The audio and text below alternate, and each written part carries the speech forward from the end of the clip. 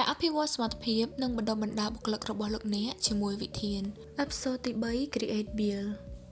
បញ្ហារបាយការណ៍របស់ SME ភាគច្រើនមិនមែនមកពីប្រព័ន្ធទេប៉ុន្តែមកពីមនុស្សទិន្នន័យនិងវិធីសាស្ត្រការងារដូច្នេះវិធានមិនត្រឹមតែផ្ដល់ប្រព័ន្ធគណនេយ្យទេប៉ុន្តែថែមទាំងបណ្ដុះបណ្ដាលអនុវត្តជាក់ស្ដែងនិងគាំទ្រដល់អ្នកជំនាញក្នុងស្រុកផងដែរ Episode ទី3 Create Build ជាដំបូងលោកអ្នកចូលទៅក្នុង Quick Access បន្ទាប់មកជ្រើសរើសយកពាក្យ Create Build